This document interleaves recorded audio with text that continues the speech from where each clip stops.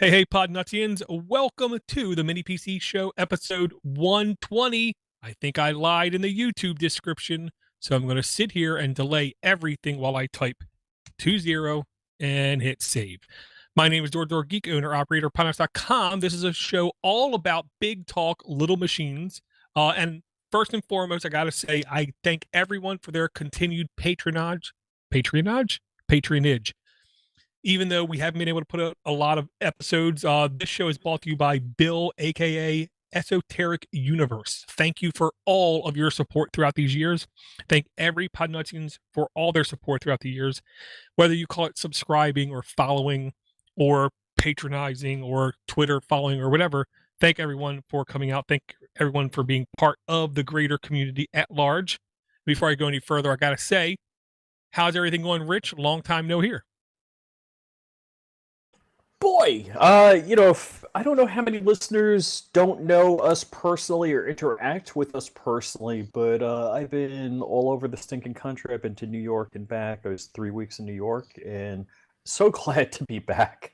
Typically, like Long Island, a winter in Long Island just means there's no leaves and the grass is brown, and occasionally it's punctuated by snow that it's gone in a couple of days. Well, the 3 weeks I was there, it was all snow all the time.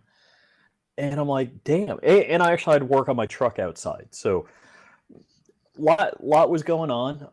Glad to be back. And then I'm going to Texas to practice some skills or learn some new ones this weekend.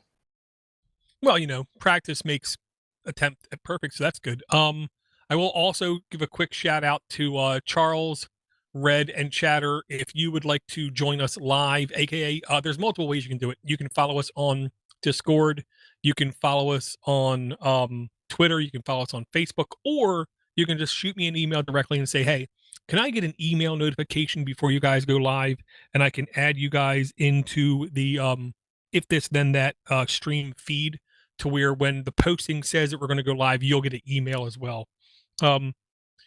We here are open to a bunch of different ways things can be done. Now, quick tangent. I have to first and foremost apologize to everyone.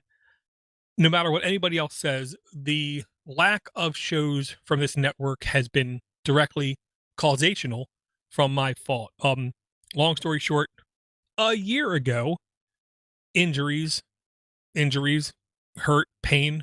Just found out less than 2 months ago. Well, the issue is basically slimming of 3 disc on both sides of my vertebrae, causing essentially a pinched nerve, and then I have a pinched ulnar nerve, which is the funny bone, which is causing pain from my elbow to my wrist, and the spine is causing pain from my spine to my shoulder. I'm finally seeing some like less pain, so it's better, but by the end of the day it comes all back, so it's still a little bit difficult to podcast. But when I know I get to hang out with either Brian, Brett, Rich, or somebody, it definitely helps make it a lot easier. So with that said, it's been nearly 2 months. Rich, is there anything that happened in the mini PC verse that you think is outstanding and we need to talk about? Or is there anything new in your mini PC verse that you think that we have to talk about? So my couple of things going on in 2021 with me. So my motto is kind of to what haven't I finished in 2020 that I need to finish in 2021? And also, if I spun around and showed you my office, it looks like a bomb went off. So, um, I'm like looking at the pile. I dumped my range bag and went to the range yesterday. So there's like magazines and holsters and stuff on the ground over there. Um, so the other thing is organization. So, like, what do I need to do to better manage my infrastructure here? So I have, I'm kind of almost gonna repeat what I said on the earlier podcast, the other podcast I do just before I get here. So what, um, I've got a bunch of headless Linux machines, and so And I'm using Linux in the broadest term.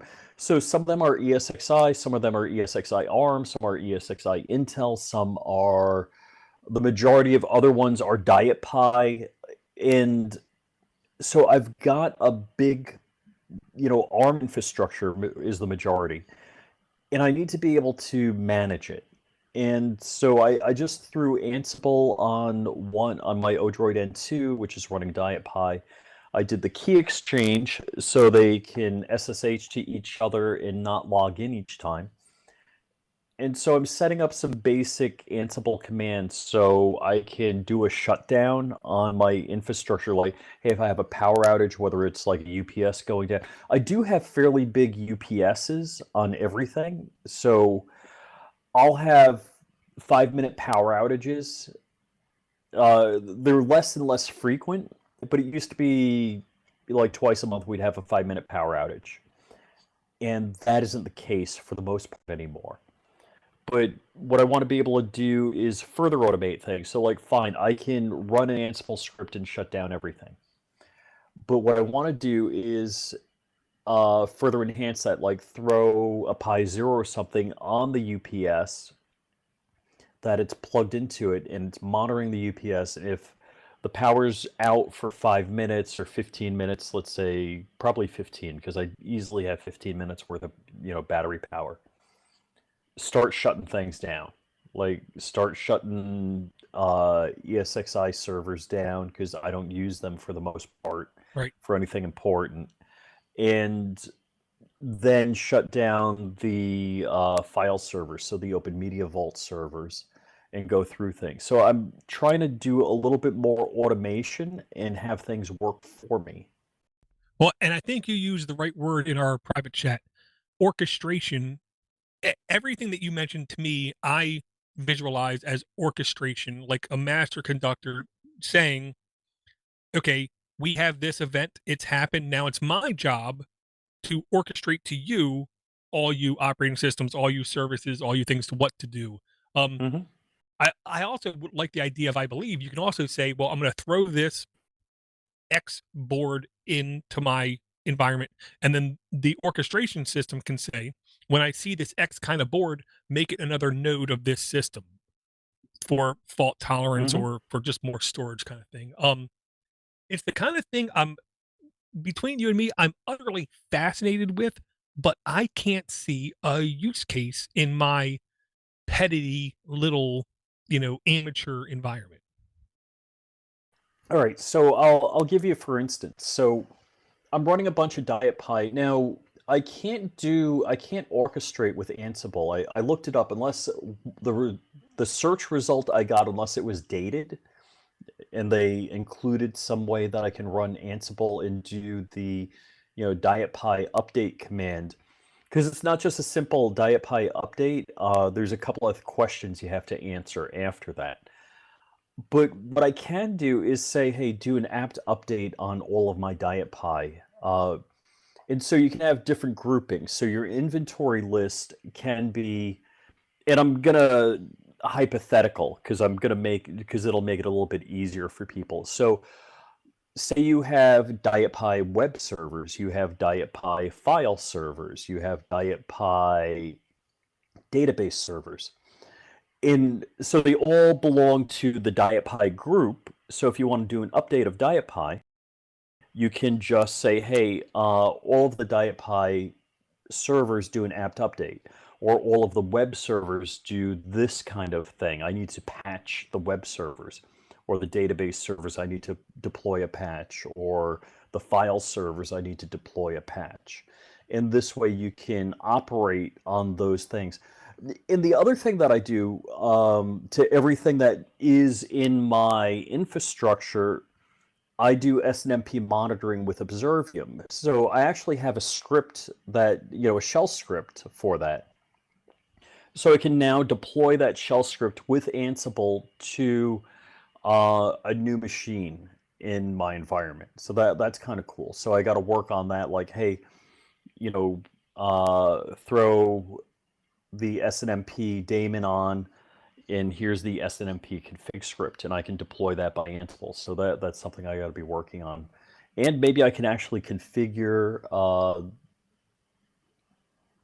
Observium to uh, bring on the new server, to monitor. So I haven't checked that out. I got to check Ansible and Observium. So it's kind of branching out in my brain as I talk about it.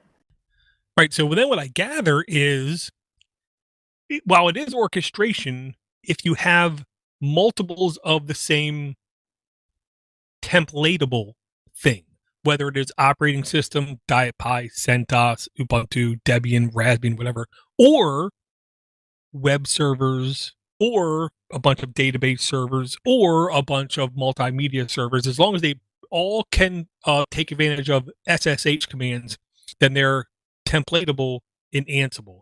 So then maybe it might be more applicable to call Ansible like a template driven um oh, like scenario mechanism. I mean, it's one of those things, to me, it's hard to explain.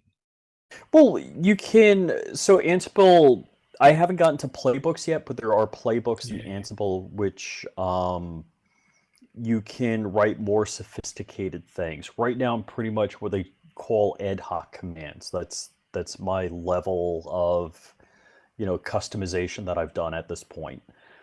I actually haven't looked into, I know playbooks exist.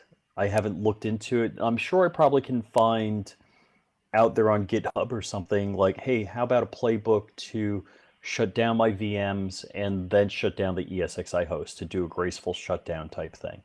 I probably can find somebody has written something like that already. Yeah, and that's one of the advantages, I think, to playbooks is it kind of is very self-explanatory to what it can be, and they're shareable, which I will say to me is a huge um, uplift to any kind of open source tool ecosystem, is when you can have like plugins or playbooks that you can share with other people. It makes it infinitely easier to grow. Yep. Yeah, so that's kind of where I'm heading. I need to simplify this stuff. I do have things, come into my infrastructure and maybe I play with it a while and then go away. So that kind of ease, which whether you think of things in Docker containers or virtual machines, I've always thought of, Pi devices equally as disposable. And I don't mean I'm throwing away hardware. I mean, I can pull the micro SD card out, flash a new operating system onto it, and have it do something completely different. So it's in that mindset, in my mindset, let me say that correctly, that a virtual machine is equally as disposable as a Raspberry Pi operating system.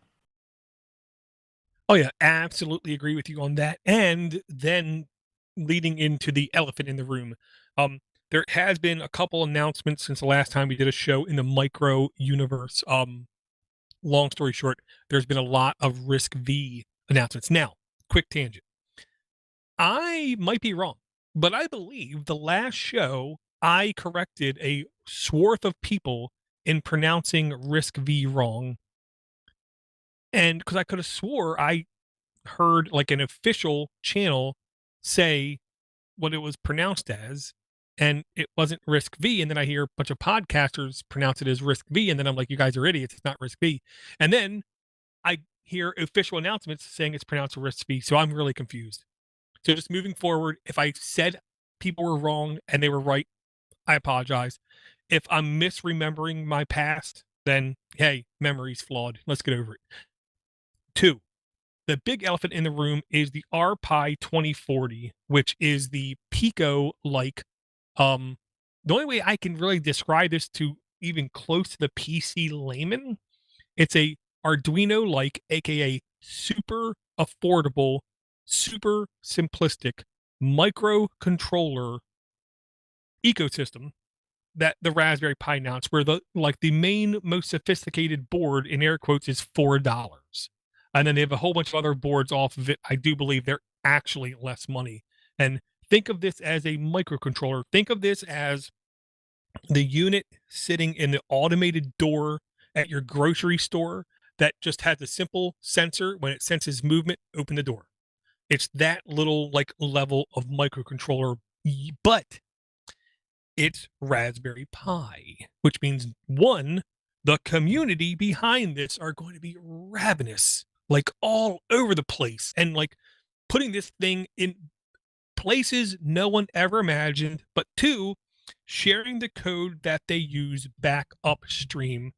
With that stated, this can run a very, very simple Pi like web server, a Pi server, I can't remember what it's called, which Python is the simplest and most elegant and most powerful language. I really do feel like it is the center of that Venn diagram of those three things.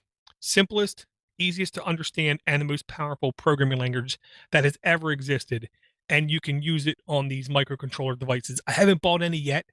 I have to. I want to. I haven't yet, but I will.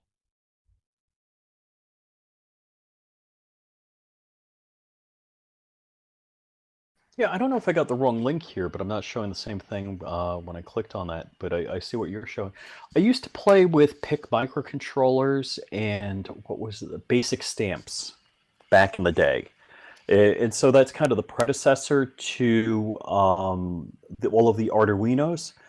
And one of the big things that the Arduino has is that usually has a Wi-Fi built into it. So now you have something that's super cheap and the Wi-Fi is there and existing. So I'm like looking for an Arduino device around here. Actually, I have one right over here.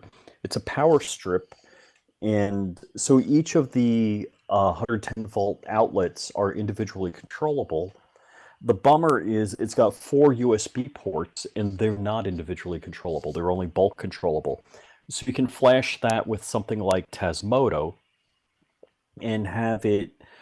It originally was designed and marketed to like phone home with data. That's why you get it reasonably priced. But that once you flash something like this power strip with Tasmodo, all of a sudden it's only local. It plugs into like my home automation assistant, and they all talk and they're controllable.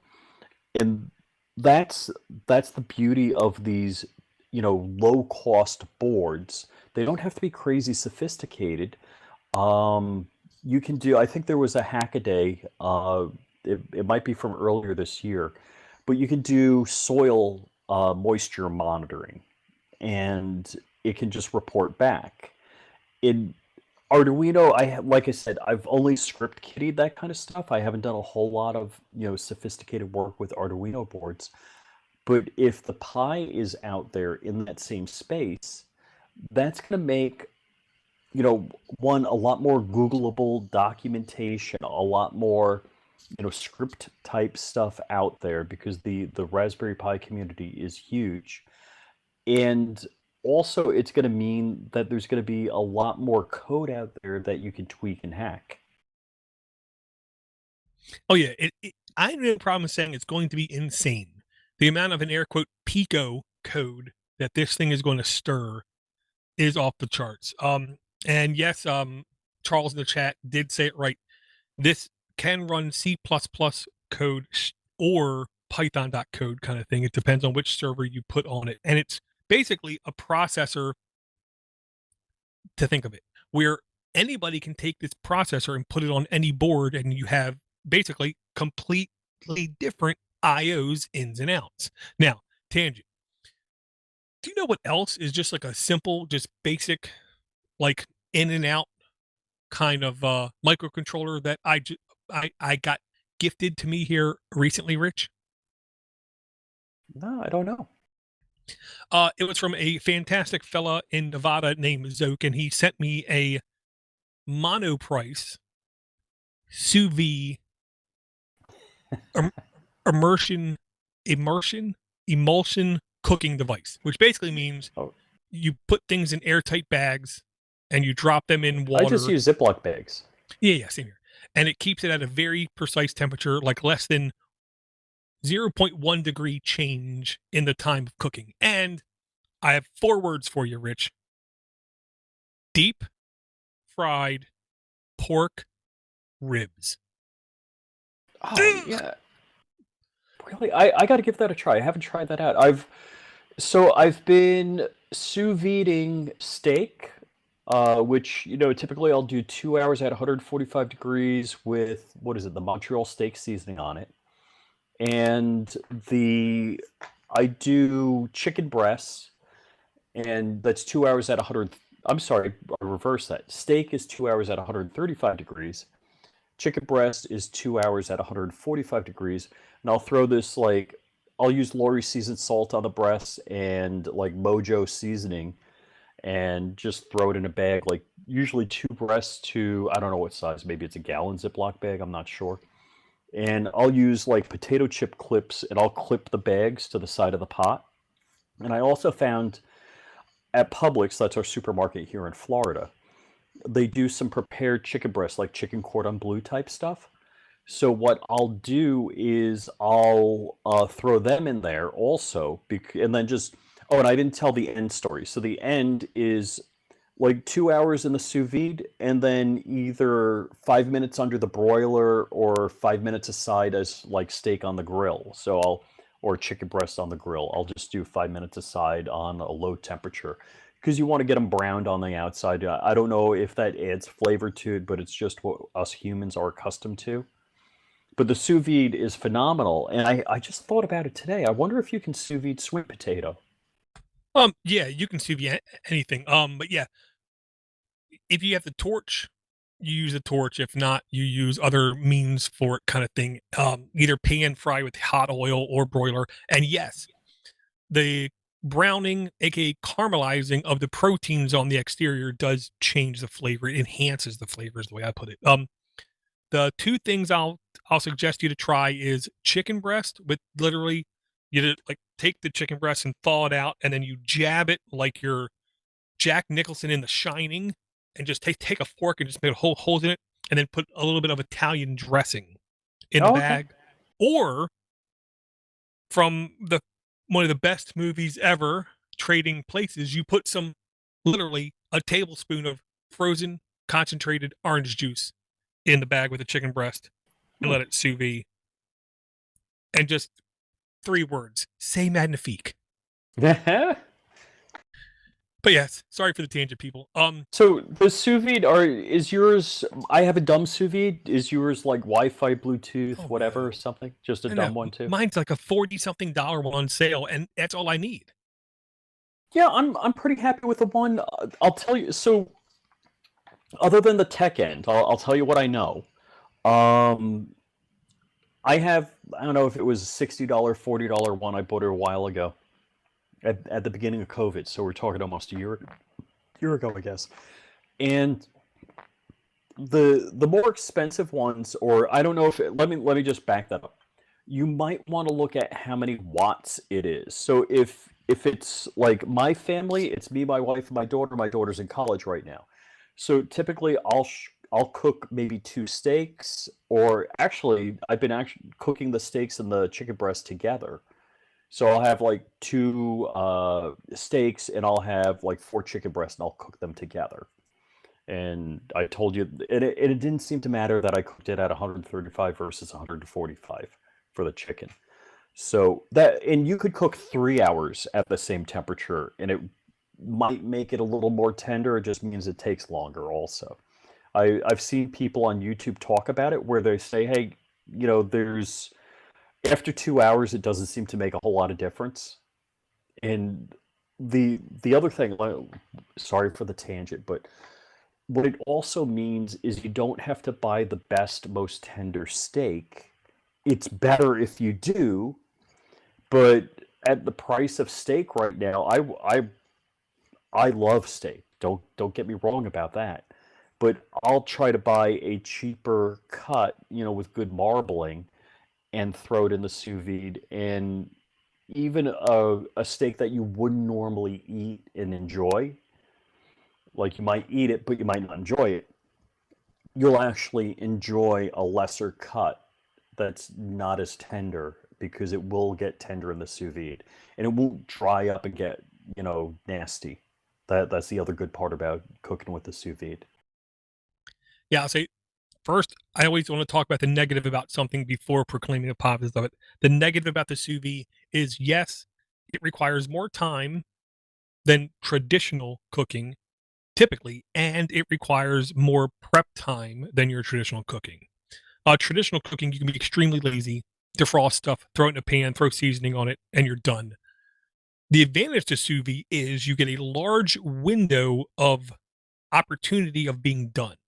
Like the typical steak, you can run from 1 to 4 hours, and it will be just as done any time in that time frame. The other big plus is if you are particular about how done your steak should be, medium rare, medium rare, medium rare, rare, whatever. If you have a very particular window that you like your steaks to be in, or your pork chops, or your chicken to be in, then you cannot beat a sous vide. Period. It is unbeatable. It is unchallengeable. It is the god of cooking devices. Then when it's done in that, in air quotes, cooking, you can either set a pan on high, put oil or butter in it, let it get super hot, throw whatever you want in it, and it finishes off on the outside. My wife understands after eating like weeks of my sous vide that when I tell her when I'm done my 9 to 5 job, I'm 23 years in, 7 years left, I'm going to be a cook of some kind. She now, I think, understands what I talk about. Okay, one last sous vide story. So I do have a YouTube video on this, and it's mostly plagiarized because somebody else did a YouTube video on it also. I love filet mignon with red wine reduction sauce. Now, I probably only eat it once or twice a year because my wife doesn't let me cook that that much. I really do enjoy it.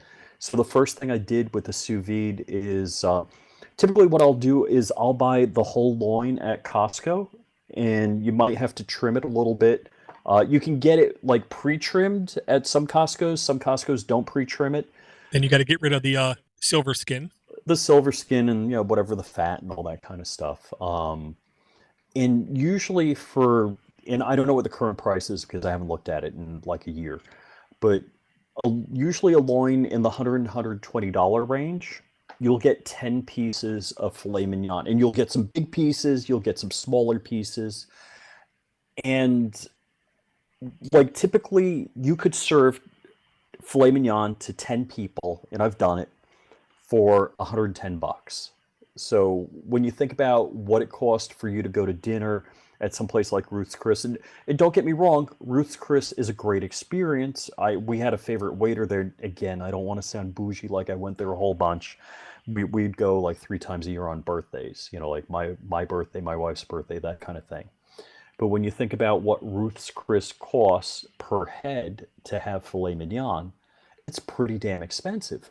But the ability to get like a Costco loin, feed 10 people for basically 10 bucks a head filet mignon. And the recipe I have is for a red wine reduction sauce. It takes about 2 hours to reduce it down. It's so good. It is so unbelievably good. And I always want to cook it. I always want to invite people over and cook it. My wife's like, no, I don't want to clean up and blah blah blah. It's just it's so good. I just want to make it and share it. That's my thing. I understand and I absolutely agree. The last cooking thing I'll say, Rich, you can finish it up with whatever you want. You can sous vide anything because anything has a particular range in doneness that makes it perfect. Whether it's spinach, if you're like the odd freak that likes kale, or asparagus or broccoli, sweet potato. What you got to remember is the inverse square law. Same thing with anything you sous vide. If the chicken breast is like a gigantor 2+ inch thick chicken breast, you're going to need longer for that temperature to reach the middle of that chicken breast. So what you try to do is like when you use like steak cubes, you cut things so they're proportionally about the same. And then when that's the case, you just spread them out in the bags, put them in the bag, vacuum tight them, just Ziploc bag them, and then sous vide them. And you're assured that whatever you come out with is perfect. Now, when it comes out of the sous vide, you can finish it with throwing it in a hot pan, throwing it under the broiler, throwing it in the deep fryer, whatever you want, to add that extra bit of like Guy Fieri, like Flavor Town flavor kind of thing. But My goal now is to convince the wife that I need a second sous vide before the end of this year, so I can sous vide the vegetables in one and the protein in another. Oh, depending on the group or what you're doing or the temperatures. Like I'm just looking up right now, quickly scanning. They're talking about I want to sous vide whole sweet potatoes, not diced sweet potatoes. And so they're talking about 175 degrees, minimum of an hour. And I'm like, really? I figured it'd be longer than that. But because I cook them in the oven at like 425 Yeah. for 90 minutes. I would think at that temperature it would need like 3 times more than that. Right. I got to read a little deeper when I can pay attention to it. But yeah, just like anything you're interested in, I now own three 3D printers. One's operational, one's in the box, one needs some tuning. And I go through fits and starts, and like sous vides, I could definitely see wanting a second sous vide. Um, and I'm not sure about you know Wi-Fi or Bluetooth connected sous vides and automation and timing, those types of things. I've heard people say that you could take, if anything's frozen, just add an hour. So you could take a piece of frozen steak, and instead of 2 hours at 145, I'm sorry, 135, I did that twice already, do it for 3 hours at 135. And I'm guessing you could throw it in the pot in the morning, set a timer, whatever it is, by Wi-Fi, Bluetooth, and when you come home at 5 o'clock, if you actually go to work anymore, you could have that frozen steak cooked and ready to, be like I would do. I'd throw it on the grill 5 minutes aside. But You disconnected there. yeah, I kind of clipped. I like that. I was done. But that's what I would do. And again, now that I work from home, period, I don't know that I have use for an automation other than, holy cow, I sat at my desk and I didn't throw the sous vide on, and it's going to be 2 hours from now before it's done. That's the only holy cow event. Well, I mean, even if I went to work 9 to 5, I still wouldn't buy the expensive one. I would literally buy the cheap physical timer, like Christmas light thing, and use that before I would buy an expensive, in air quotes, sous vide. It's my normal way of rationing out responsibility. Have the sous vide doing the sous videing, and have the $5 one with the Timer, dial yeah. timer control when stuff comes on or not. Now, we have to get back to at least some mini PCs. So what I'm going to say is, I told people last year, easily January 2020, if not earlier, 2 facts about the company of Microsoft.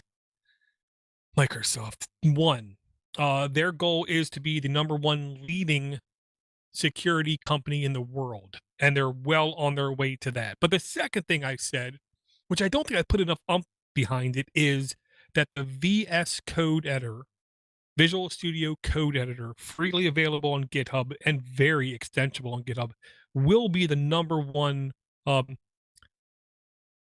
editor available everywhere. And it's now official. But of course, a lot of websites did a lot of clickbaity, trolly headlines like this. Heads up, Microsoft repo secretly installed on all Raspberry Pi Linux OSs. You know me, I know you. The truth is somewhere in the middle. This headline is not the truth. What the truth is the Raspberry Pi OS, Raspbian. Okay, not Raspbian, not Debian, not Armbian, but Raspbian, the official Raspberry Pi OS, added a simple um source to the install tree, which will let you install VS Code on the Raspberry Pi. Now, Lordy, really. it's not the end of the world. #1, number two, Visual Studio Code is just about the best text editor for programmatic code manipulation thing I've ever witnessed in my life. It's better than Notepad++, which was the king, was the czar for like 6 years straight. Well, VS Code came and demolished it. See, Now I've been it's using on Raspberry Sublime Pi. Text. Sublime is good. Don't get me wrong. Sublime is good. Very good. But the plugins and extensibility of VS Code Yeah, yep. is insane. And now it's available on the Raspberry Pi, which is good for the Raspberry Pi OS. I'm not going to say it's good for the users unless you are a VS Code user. And if you're not a VS Code user, then look up VS Codium. VS Codium is a version of VS Code with all the binary blobs stripped out, and it's just the open source part of it. But Oh, that's cool. yeah, if you like VS Code, now you can install the Pixel OS and you can get VS Code. And I will say, the last time I did a Diet Pi upgrade, I think it was a Diet Pi upgrade on my Mumble server. Yep, the one we're using right now. It literally prompted me and asked me. It said, you have a new repo added to your Diet Pi installation, and it is blah, blah, blah, blah, blah, blah, blah, Microsoft.com. Do you want to keep it or do you want to get rid of it? Yep. Yeah. I'm running a headless Diet Pi running Mumble. No, I don't need it. Right. It's funny. I was going to mention that. I'm glad you did. I did exactly the same thing. I'm like, I'm headless, you know? Well, and to be honest, that's another like feather in the cap of Diet Pi, in my humble opinion, because they literally took the time to ask me about it. I don't care what the default is. You know, the tyranny of the default is a real thing, but if you at least prompt me when it happens, do you want it or not?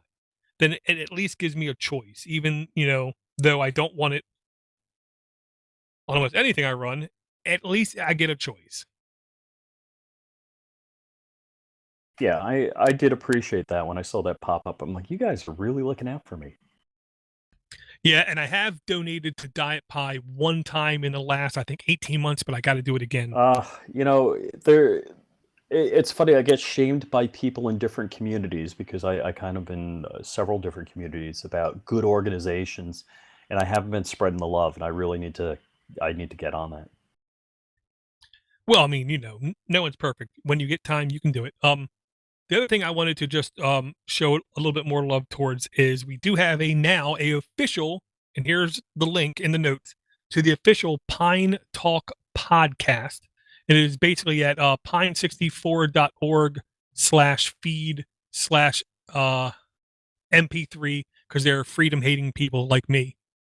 There we don't release an OG, we release an MP3. They're already up to episode 3, and the truth be told, I'm almost envious of the guys who are doing this podcast because they get direct feedback from the community, direct influence from Pine 64 about what's the goings on. Like the Pine phone keyboard is literally starting to ramp up production where it's going to be available here soon. The next gen Risk V board is already like in the makings behind the scenes. We're going to know about it sooner or later. They know that the Pine tabs are going to come back available to be sold in less than 2 months. They know that the Pine Sol, the soldering iron, will be available in the next like week or two for another round of pre-orders. And they try to dive into some of the development issues, development topics, development struggles that the community has been able to overcome. So if you are at all interested in mini computers, if you do not check out Pine Talk Podcast, then you're doing yourself a disservice, is what I'll say. Yeah, I'm a big fan of theirs, and also I don't know if I talked about this, but I did order a Wise is another company. They're not as favored in my mind. I did that twice already. As Pine, but they had a Wise thermostat. Didn't work with my stupid. I have a high voltage setup, and I had to send it back. So I was a little unhappy. I'm waiting for my Pine time to come. They said originally I don't know if it was February or end of February. I think they're saying sometime in May. I don't care. Just get it right. You don't send me a dog. I'm happy to wait. I just figured I'd like a smartwatch that lasts how many days? Like a week or two or whatever. I think they said 14 days. Right. So I'm kind of excited about that when it comes out. And again, I don't want it before it's ready. Yeah, to paraphrase Shigeru Miyamoto from Nintendo, a bad game is rushed. A good game can be delayed. So yeah, rushing is not good. Next link I have to bring, only because it's the kind of thing that I'm really happy to see, and when I say that, I really do mean it. I don't like seeing projects stall, projects lose momentum, projects not be able to, maintain what they're doing. And I saw a really good, important update, is what I'll say. It might not be a flashy whiz bang update from Nextcloud, but basically they're introducing that everything involving PHP on their servers, they've optimized to a large degree, to where even if Very you're on the cool. lowest processor, you should see somewhere to 3 to 5 times performance increase in the latest version. And to me, that's fantastic. That's a big deal because I am a fan of Nextcloud, but I'm usually running it on an ARM device that may not be quite as powerful. So, all right, can we discuss what Nextcloud Hub is? Is that just rebranding, or is that really a hub? It isn't really a hub. Nextcloud was already a hub. It is a rebranding, but they're trying to give you a little bit more focus and attention on the fact that you can federize these devices and you can do stuff like Nextcloud Talk on them, to where they're not just a file storage solution, but you can actually have communication with other people. Yeah, that is very cool. There are a lot of plugins. So there's, video chat, voice chat. There's a lot of neat things that are in Nextcloud. So if you're interested in that, just definitely take a look at it, give it a try. They do have some fairly simple installs, so it's pretty easy to get up and running. Oh, and I just want to say, one of our listeners, James Middendorf, he's like, "Oh yeah, I remember on your show you're talking about Pi-hole, and you can just run it from a script. I think it's like a curl script or a wget and a pipe. So you just copy from the Git repository or their website, whatever it is. Boom, it's one line install." Yeah, I did that with my Pi-hole, because with Diet Pi, every 3 to 6 months, it would randomly become non-responsive. So what I did was I literally just loaded the basic Debian for Raspberry Pi, and it was one line copy paste, which included the download from, I believe, the wget pipe, and then execute this command pipe, and then like one more thing. And it was able to stand it up very cleanly, very, very quickly.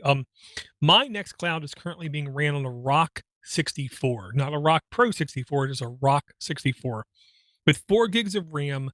Some of the things are running really surprisingly well. And tangent between you and me, I was able, I don't know how, to convince my wife to let me upgrade from 100 megabit Verizon Fios to gigabit Verizon Fios, partially because for the first 6 months, it's actually $20 cheaper. And then after 6 months, it's only $8 more expensive. That's okay. So I'll take that. So I now have easily like 600 megs up and down. Okay. Gig is supposed to be like 880. Okay. I'm getting easily 6 up and 6 down. And I load Nextcloud Talk on the Rock 64, and it's still, the video just isn't able to hang. So the bottleneck was not my net connection. So depending on your use case for Nextcloud will directly tell you what kind of hardware you should run it on. If you need to have the Nextcloud video conferencing talk, aka Teams, aka Google Meet, aka Jitsi, aka Skype, aka Google Hangouts. If you want that collaboration of video conferencing with multiple people back and forth, You're probably going to have to put it on x86 hardware is what I'm going to think. Mm-hmm. But, but, I said but 3 times. With the advancement in Nextcloud's optimization, I could see a time when a simple ARM device, in air quotes, will be sufficient to run anything that Nextcloud can run. It's just, you know, March 10th, 2021 is not the date.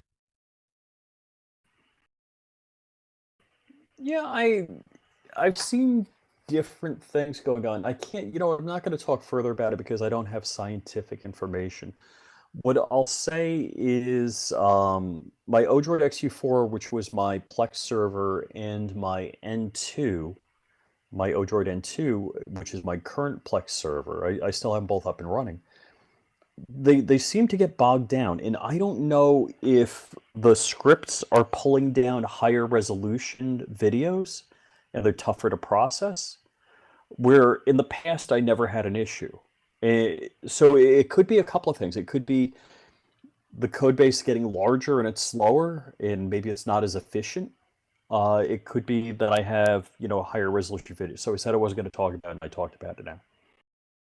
Well, in your Plex settings, like manager interface, you can set what is the default resolution or bit rate for any connection that you get.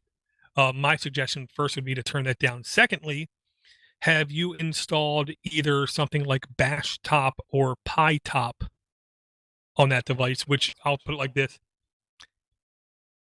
It is as light as you could expect monitoring system to where on a full desktop or laptop computer, you could SSH into that device and then run Bash Top or PyTop, and you could see all of the resources and what everything is using. Yeah, I haven't done that. Well, because my logic is it's not, there's no way it's the network interface that's bogging down in Plex. I would have a hard time believing it's the disk IO bogging it down as well. And if you're not going 4K video, I don't know if that would be the processor or GPU. So I only say that because I'd be really interested to what is being maxed out.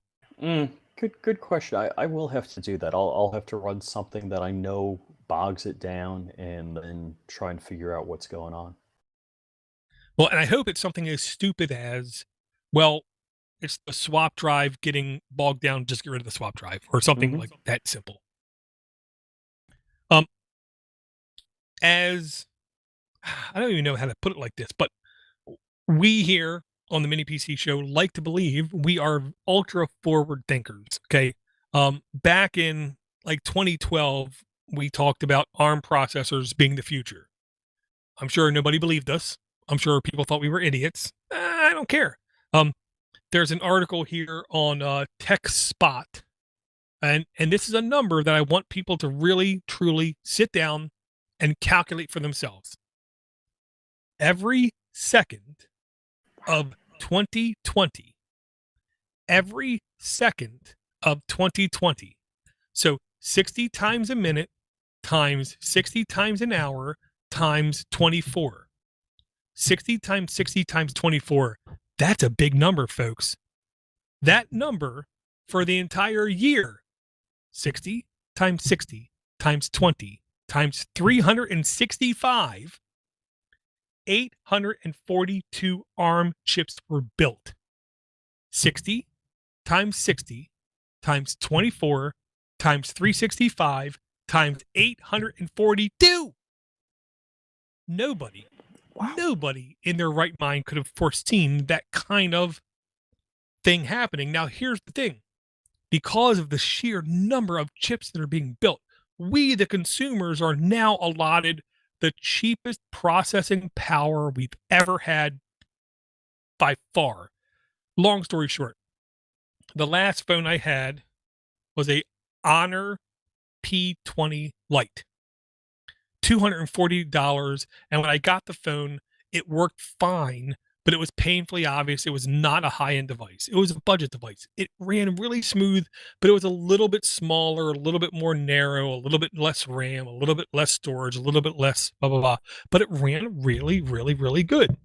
I just got a OnePlus Nord N100 for $170. And if I put that in someone's hand, they're not going to be able to tell me if it's a $170 device or a $1,000 device. We, the consumers, are beneficiaries of, again, 60 times 60 times 24 times 365 times 842. That makes the cost to the end consumer come down greatly. And with the ramping up that I'm seeing of Risk V, we're going to see the same kind of benefits out of that ecosystem in maybe 2.5 years, is what I'm going to say. That's crazy cool. That's a big deal. And you know what? I am so sick of paying $1,000 for a cell phone, and I'm like, I'm off. I'm off that crack. Well, I mean, if the ARM ecosystem can do something that only the ARM ecosystem can do, well, then we have no choice. We're going to be in it till it's over. But I honestly think the ARM ecosystem was designed in such a way that it really can only do what anybody can do. Granted, the high ends can do stuff quicker, but Snapdragon, MediaTek, Exynos from Samsung, everybody is still pushing the envelope so hard forward on efficiency and optimization. I still don't know how Intel's going to be alive in like 3 to 5 years. They're going to have to come up with something. And I don't know how much Apple leaving Intel hurts them, because I don't know how many Apple machines are moved. But Apple is going ARM, or their version of ARM. Let's just say that, because they build their own silicone. Yeah, I mean, honestly, I don't think monetarily it means a bit of difference, because the number of Intel Mac hardware being sold didn't compare to anything that Dell sold, HP sold, Acer sold, Asus sold, Lenovo sold, or anybody sold. But I'm sure it was a black eye. I'm sure it hurt, like, in the public sphere, in the public, how do we appear to you kind of ecosystem, a lot. Now, with that stated, as soon as that happened, Intel, I believe it was, completely fired their CEO and their complete top-level staff, closed 2 plants, one of them in Asia, one of them in Western U.S., and assigned a brand new CEO who announced, hey, I'm an impact player. I know how to shake things up. I'm going to make things different. I'm going to do things better. And they've talked a great game. They've done, as far as I can tell, nothing since then, but they talk a fantastic game. Unless we hear something substantial out of Intel in the next 18 months, they're just going to, in my opinion, continue to just fade into obscurity, into the niche. Yeah, Intel, I know I have some insider information, and it's kind of a mystery to me, some of the crap that goes on there. I'm like, what are you doing? Why are you doing this? Why are you doing this so wrong? I don't know that I can share the information that I know. That's, but it might be considered industry best practices, but as far as Rich Hughes' management style goes, they're not doing it right. And I'm talking about the guys that are designing the chips and the way that they're managing that. And I'm just kind of surprised at what they're doing.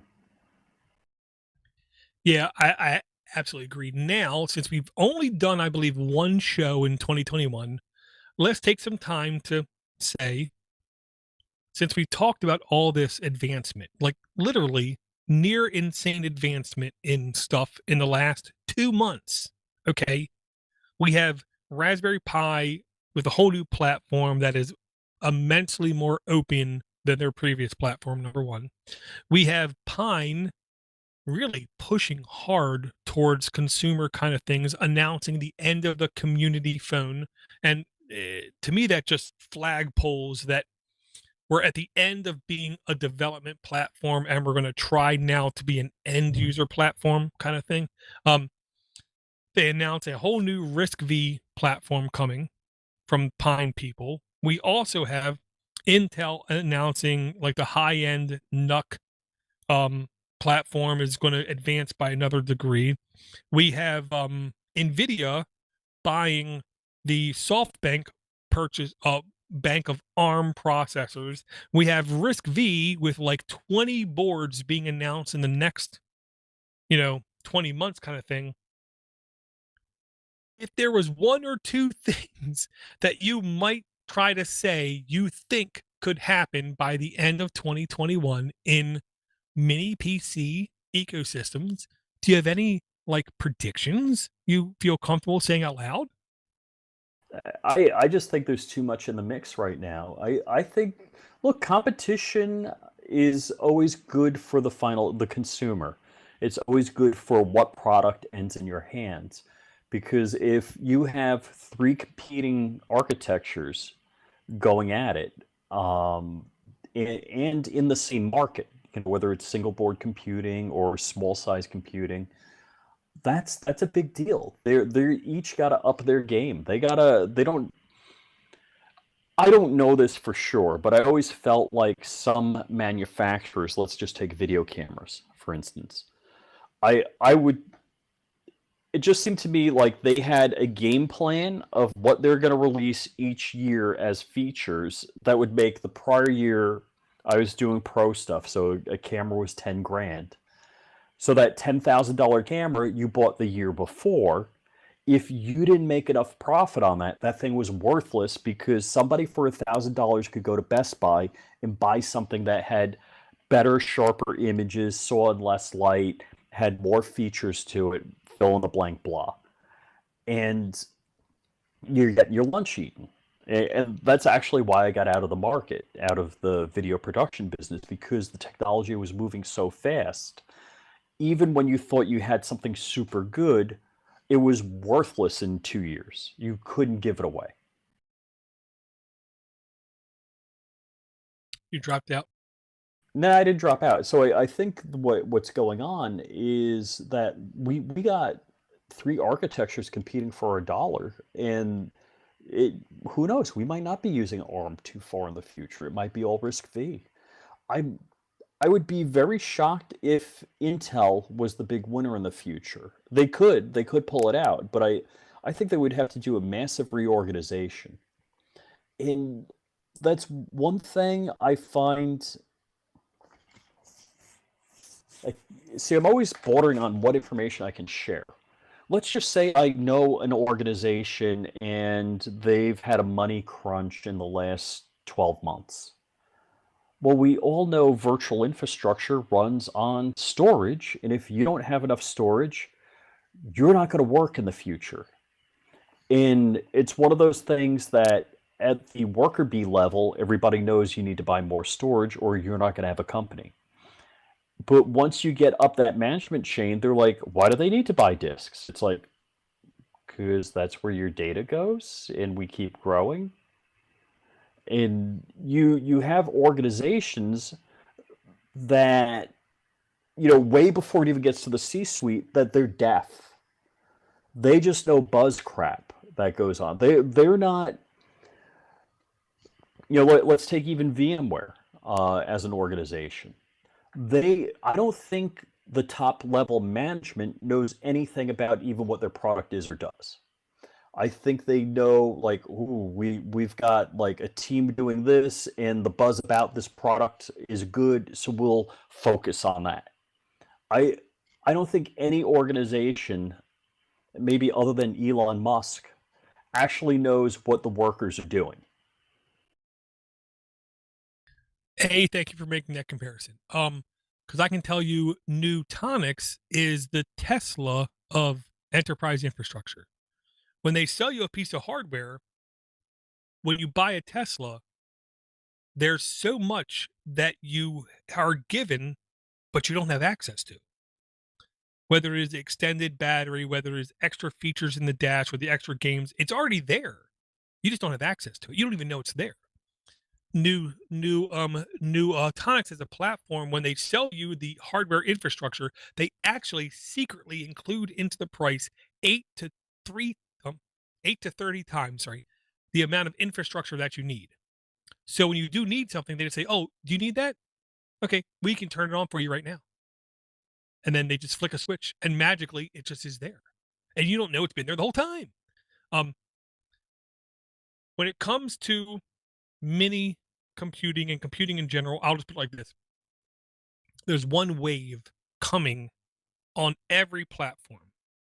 Enterprise, residential, third world, first world, that I think is coming on like a tidal wave, and it's going to destroy multiple infrastructures to where they didn't exist. Like, they'll turn them into ruins. They'll turn them into like what's in Turkey buried 3,000 years ago, and that is the low code and no code movement.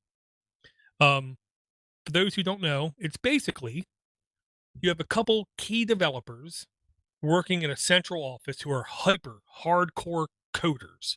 Okay. You only need to have maybe 10 to 300 of them versus the previous ecosystem would need, 300 to 3,000 of those coders. Now you just need a little bit less of them. And then what's given to the end user is not a completed solution. Instead, you're given a platform to where you can derive solutions with either no code at all, it's just configuration, or it's low code where you just need to know a little bit of SQL, a little bit of this, and you can do anything that's ever been done. And for those who never heard of the Ontario, I can't say it right, the Canadian city Ontario project was one of the very first low code projects that ever existed. It was budgeted like $200 million, came in at $20 million, and then they were able to resell it and make like over $200 billion in like 4 years, kind of thing. It was one of the first low code solutions that ever existed. Whoever can bring that kind of ecosystem to their platform will be the winner. And with that stated, the reason why the Nintendo Switch as a gaming platform has been destroying everybody is because NVIDIA made it very purposeful that the coding platform to their system would not be a high code system. You wouldn't have to know every bit of code to it.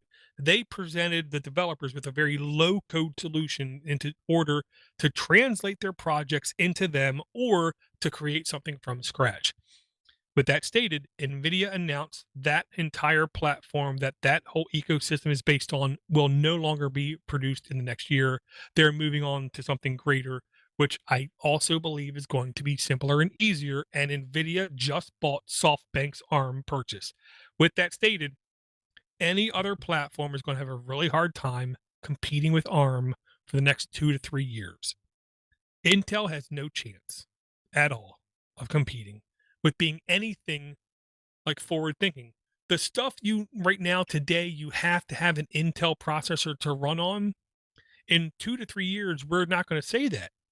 We're going to say you have to have an ARM processor to run it. And then maybe you can run it on an Intel processor. I do think RISC-V will make significant advancements, but I don't think RISC-V is going to be a actual player for like 3 to 4 years. But I do think RISC-V has the most potential out of all of them. So with that said, pretty soon, maybe by the end of the year, we're going to have game consoles in the palm of our hands. Literally, full-blown, first-tier game consoles in our hand.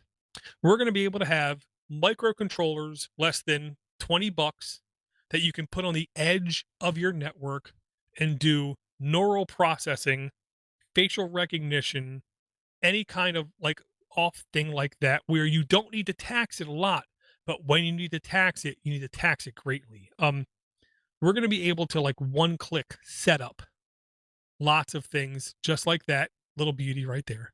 um, on the edge of our network with just a minimal amount of coding experience. We're only going to really need to understand how to flash an SD card and run one or two commands, and then it will be able to do everything else. Um, People are terrified about Google and Amazon and Microsoft taking over the whole central knowledge of everything. With edge computing and Linux, the amount of advancements to me that's made in the last year and a half, 2 years, the real danger in air quotes is everybody having more data than any individual organization could ever even dream of. Because I do think the platforms will be able to put the power back in the hands of the user as long as the user has a good custodian, a good nerd that they can confide with to help guide them in the right way of doing things. And maybe, just maybe, people will be able to understand how to put out open hardware projects with open software on them and sell them to individuals, yet at a profit to them with greater privacy to the end consumer. I think that has a possibility of happening by the end of 2021. Maybe not, though.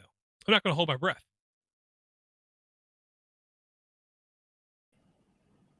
It is a very interesting world, and I think one of the things going on is all of the big IT companies has proven to us that we need to have decentralized infrastructure that we actually control ourselves.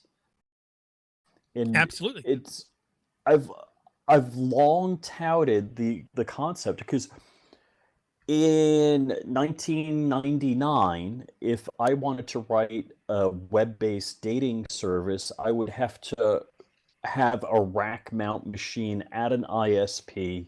It was a phenomenal amount of money. Now I could just go to the Amazon cloud and do that. But maybe if I don't have 57 genders listed and I only have two, they might deplatform me. Well, So, and you would have to be able to have the knowledge to program it in such a way that they can't see into your ecosystem, which is not an easy thing to do.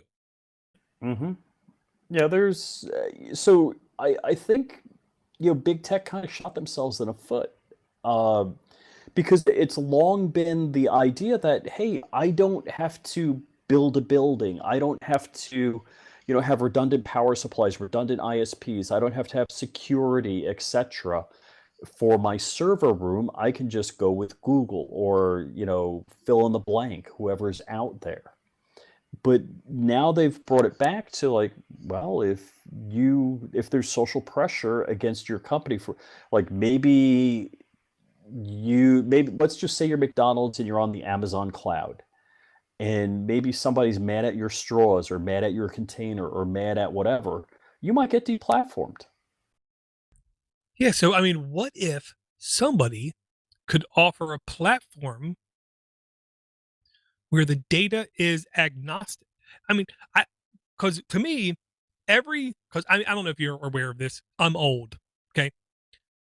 AMP, AMP Supermarket, back in, I want to say 81, 82, there was congressional hearings set up to completely separate them, completely destroy AMP because they were a monopoly. Thankfully, government moves so slow from the time that the AMP hearings were held or scheduled to the time they were held. AMP nearly went bankrupt and had to sell 80% of their stores because government moves slower than anything has ever existed. I believe there is a niche. There is a needle hole that can be shot to where someone can offer a platform where what you host is your responsibility. We're not the responsibility, you're the responsibility. In fact, we can't even see what you're hosting. All we see is the fact that you pay us money and we give you resources, kind of thing. I could see a platform opening up in the future where, dare I say, it pushes responsibility to you to where they're not responsible, to where they didn't even have the power to deplatform, nor promote, nor scrape your data, nor sell your data to somebody else. Well, and that's like the power company or the phone company. They don't care what you say on the phone Yeah, yeah, or, yeah. what you use your electric for, whether I'm heating my pool with it or I'm running, a respirator. Yeah, yeah, yeah. I want somebody to offer that kind of service, and I'll pay them money because, like I said, I will pay anybody money who I believe is going to benefit other people at the same time as me. Um, and I think there's an opening there, but somebody has to figure it out, and it's not going to be Apple. It's not going to be Microsoft. It's not going to be Amazon. It's not going to be any of those people. It's going to be somebody small, probably like a first-time immigrant to this country who like can't speak English correctly, and maybe his like family is in some Indian small town. Not Indiana, by the way, or not Native American Indian. It's very possible. For a while, I was thinking between, Google, Apple, Microsoft, that nothing will change, but I think they've kind of made it happen. They've kind of forced the situation that there's gonna need to be change. Yeah, and all three companies, including Facebook, are like inviting regulation because they Hmm. know once regulation hits their company, it's going to be really hard for an upstart to do the same regulation, which is why Right. we need somebody to come in and cut them off at their kneecaps before slow government has time to interlude. Now, with that stated, the only thing I'm positive about when it comes to mini computers is by the end of 2021, Raspberry Pi is going to keep shocking me because I think I know what they're going to do. I think they know what they're going to believe, but I think they're going to keep shocking me. Number two, not only is Pine 64 going to do great things, not only is o-droid going to do some more great things, but I think we're going to see 2 to 3 other companies stand up and do more microcomputing things on more of an open platform because they see whether you're creating that little barcade arcade top device or you're creating a water sensor for your hot water heater or you want to create some private infrastructure to host IP cameras kind of things, there's a market in that. So I think we're going to, as many PC consumers, going to have just a greater breadth and depth of choices to our selection pool. And I do think the majority of winners in this device will be more open infrastructure.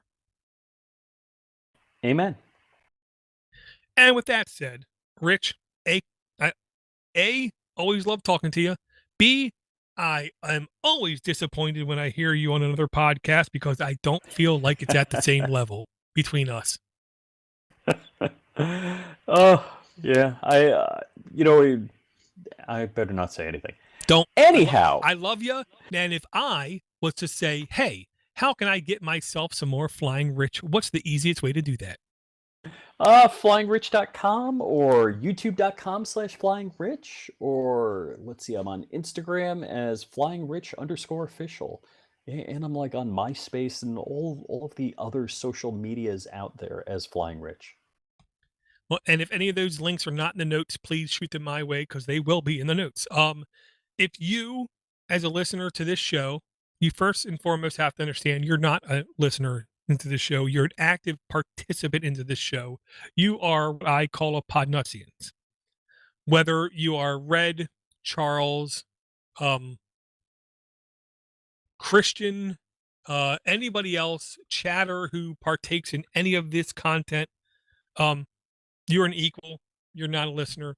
If you want to partake into this show, we try to make it as easy as possible at minipc@podnutz.com is the email address. In the links to the notes, we have access to our Matrix servers, access to Mastodon, on Discord, on Twitter, on Facebook. If you ping me directly, I promise I will try to answer. If you don't, well, I'm not. And the only way, the best way to support any podcast you listen to is not to leave a review. Quick tangent. If any podcaster tells you if you leave a review, you're going to help that podcast, they're an invalid amateur who doesn't understand how podcasting works. Leaving a review helps the platform you leave the review on never the podcast. And I'll ask you, listener, when have you said, I want to check out this podcast, but let me check out these reviews first? No, no one has ever said that. Okay. If you want to help a show out, email that show directly.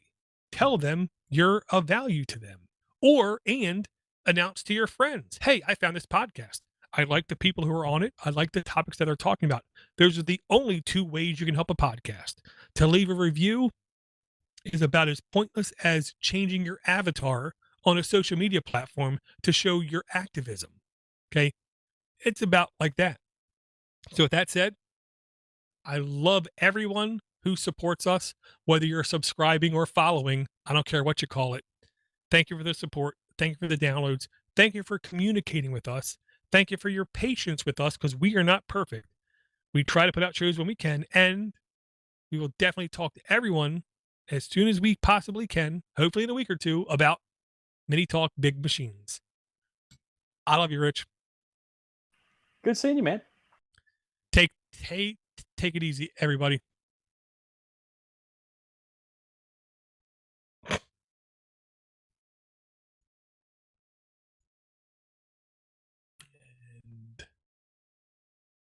come over here. Stop. I've got to go to the party.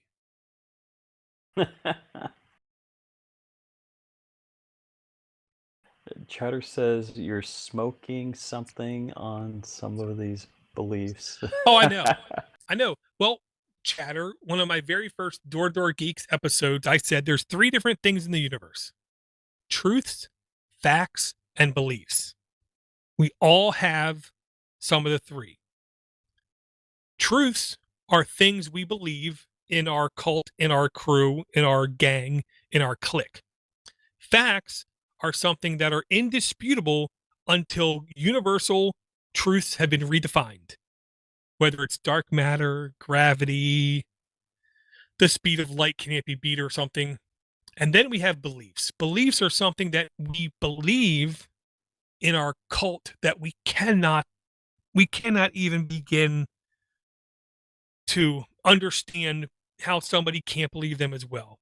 And we're all equally subject to being as blind to all three of them.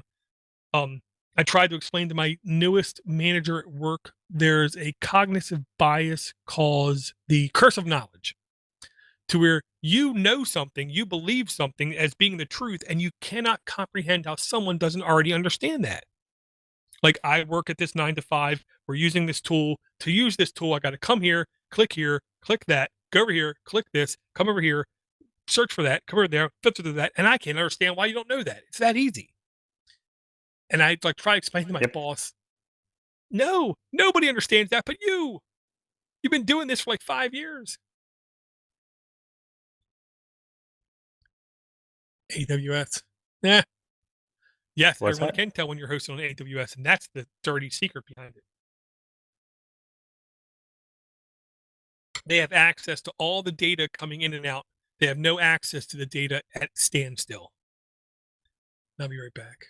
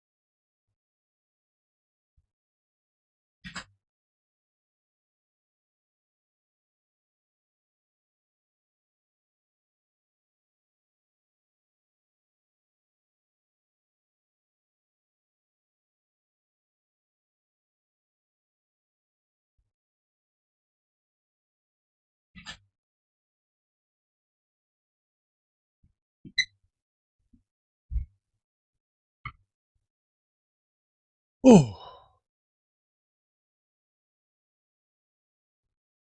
sorry about that. No, no worries. So, was the place in New York as bad as you thought it was going to be, Rich? Just, like dumb shit. Are we not on YouTube anymore? We are. Okay. Just like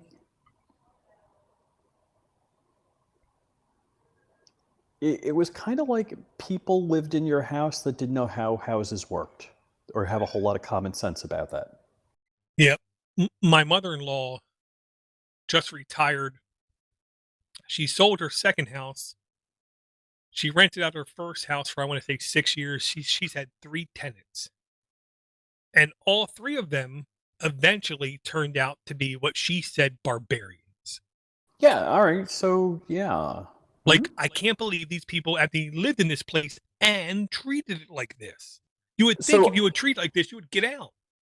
I had a gavel that, there was still some of my stuff in the house, and there was a gavel that was ceremonial. Mm, They used it as a hammer.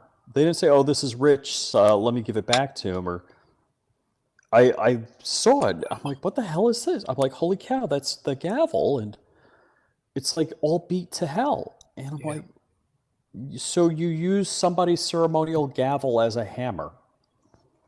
I'm like, okay. Mm, wow. I mean, we all think we know somebody until, we know somebody. I know. Okay. I'm going to kill the stream because I got to finish publishing this thing. It's already 10:30 at night. Oh, goodness. Okay. Thank you guys for coming out. Always good to see you, Red. Always good to see you, Charles, Chatter. Thank you guys very much. Oh, okay. Click the end. Click the end.